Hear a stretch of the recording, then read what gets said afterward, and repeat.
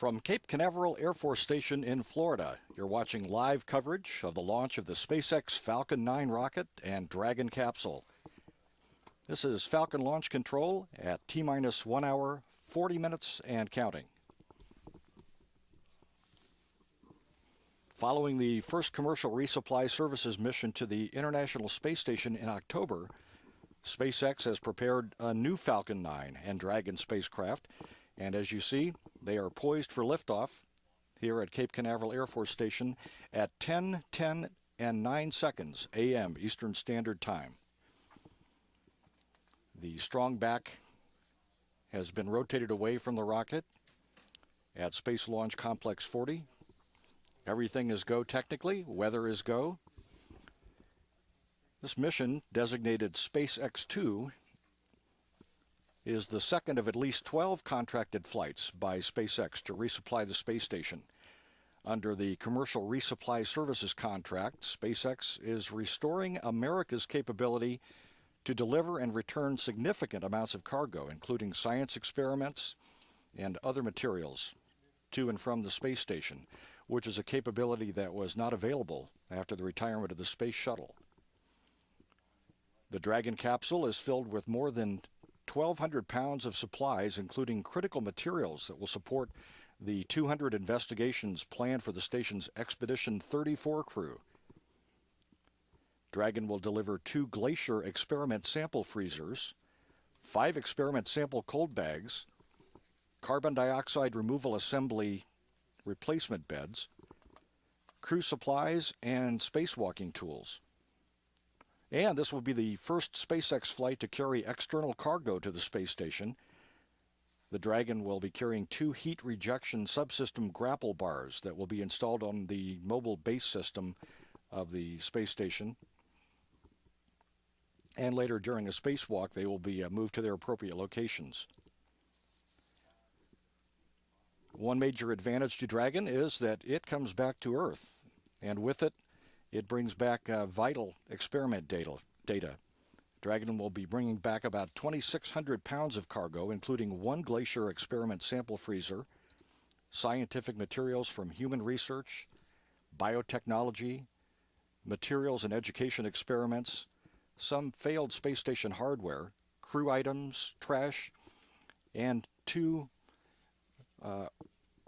out-of-date and previously used carbon dioxide removal assembly beds. At the time of the launch, the International Space Station will be flying at an altitude of 253 miles out over the open Atlantic Ocean just east of the coast of New England.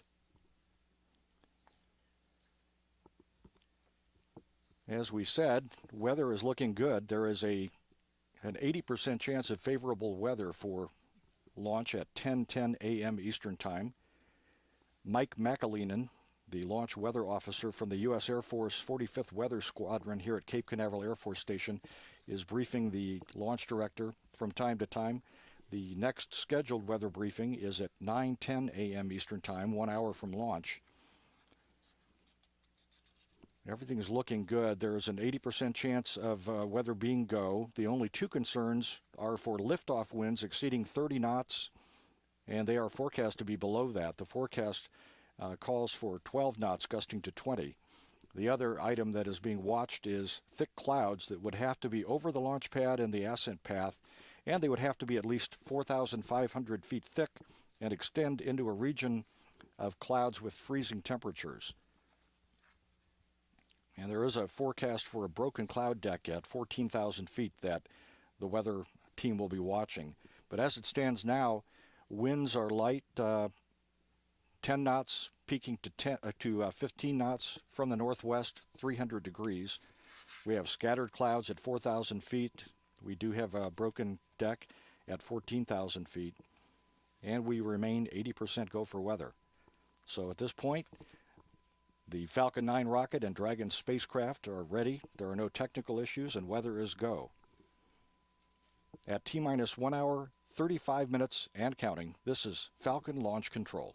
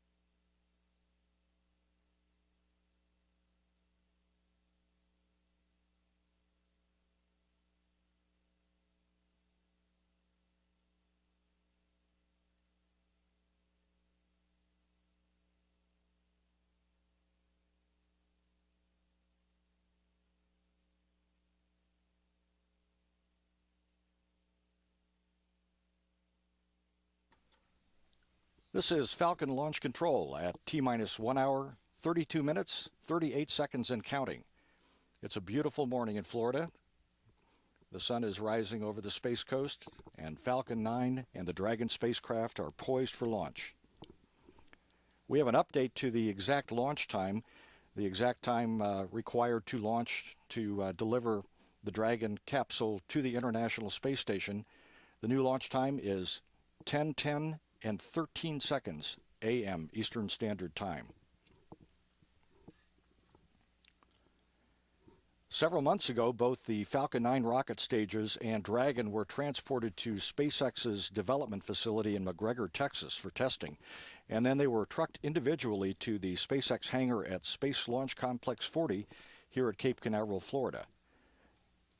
Here, the stages were integrated, and Dragon was loaded with its cargo. The final pre-flight test was a static fire when Falcon 9's 9 first-stage engines were ignited for a few seconds with the vehicle held securely to the pad, and that static fire was successfully accomplished on Monday of this week. Key NASA and SpaceX personnel have collaborated on the design of the rendezvous profile, including both the timing and the path of Dragon's approach to the International Space Station, and they've worked together to identify, process, and pack the NASA and international partner cargo that will be delivered to and from the station. A couple of weeks ago, on February 14th, a formal stage operations readiness review was conducted, and this involved representatives from SpaceX and all 5 of the space station's international partner agencies: NASA, the Canadian Space Agency, the European Space Agency, the Japan Aerospace Exploration Agency, and the Russian Federal Space Agency, Roscosmos, to ensure that the launch vehicle, the Dragon spacecraft, the cargo, the space station, and the launch and operations teams were ready for the mission. They sailed through that meeting, gave a go. Last night, the Falcon 9, after having been rolled out to the launch pad yesterday, was elevated to the vertical position. As you see, the strong back has been rotated away from the rocket. Falcon 9 and Dragon have both been powered up. Systems are activated. The computers are turned on. A little less than 4 hours before launch, the fueling process began, with liquid oxygen first, and then RP-1 propellant, which is a rocket-grade kerosene. Fueling operations proceeded normally. The plume that you see coming off Falcon 9 during the countdown is gaseous oxygen being vented from the tanks, which is why the liquid oxygen is being topped off throughout the countdown. At T-minus 10 minutes and 30 seconds, the terminal countdown will begin. At that point, all systems will be autonomous. And after polling Mission Control in Houston, Texas, and the launch team at SpaceX Mission Control in Hawthorne, California, the launch director will give a final go for launch at T-minus 2 minutes and 30 seconds.